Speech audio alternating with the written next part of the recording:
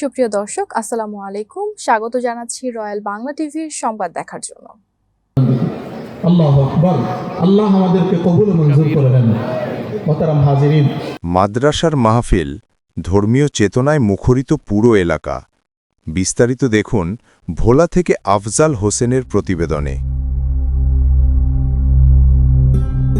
25 ও 26 November ভোলা জেলার তজুমদ্দিন উপজেলায় সোনাপুর ইউনিয়নস্থ ইসলামপুর জামিয়া হোসাইনিয়া মদিনাতুল উলুম মাদ্রাসার মাঠ প্রাঙ্গণে অনুষ্ঠিত হল বার্ষিক ওয়াজ ও দোয়া মাহফিল।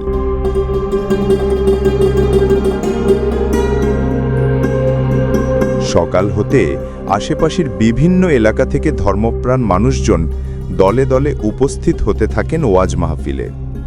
পুরো মাদ্রাসা প্রাঙ্গণ ভরে ওঠে ইসলামী আলোচনা, দোয়া এবং আধ্যাত্মিক আবহে।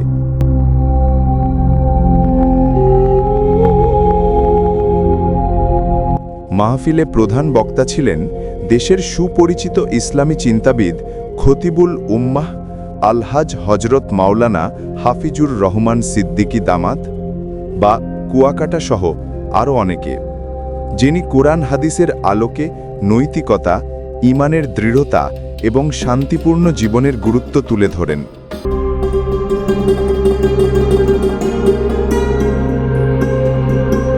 তিনি বলেন, ধর্মের মূল শিক্ষা হল শান্তি, মানবতা ও ন্যায়পরায়ণতা।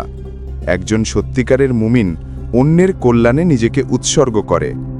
এছাড়া স্থানীয় আলেম ওলামা, মাদ্রাসার শিক্ষকবৃন্দ ও ছাত্ররাও তিলাওয়াত, হামদ, নাত এবং বিশেষ দোয়ার মাধ্যমে অনুষ্ঠানে অংশ নেন। মাহফিলকে কেন্দ্র করে পুরো এলাকায় ছিল উৎসবমুখর পরিবেশ। অনুষ্ঠানের শেষে দেশ, জাতি ও সমগ্র মুসলিম উম্মাহর কল্যাণ কামনা করে মোনাজাত পরিচালনা করা হয়। হাজারো মানুষের একসঙ্গে আমিন ধ্বনিতে পুরো এলাকা মুখরিত হয়ে ওঠে, যা ছিল এক অনন্য আধ্যাত্মিক দৃশ্য। মাদ্রাসা কর্তৃপক্ষ জানায়, প্রতি বছরের মতো এবারও শান্তিপূর্ণ ও সুশৃঙ্খল পরিবেশে মাহফিল সম্পন্ন হওয়ায় তারা কৃতজ্ঞতা প্রকাশ করেছেন। তারা আশা করেন এ ধরনের মাহফিল সমাজের নীতি নৈতিকতা ও মানবিক মূল্যবোধ প্রতিষ্ঠায় গুরুত্বপূর্ণ ভূমিকা রাখবে।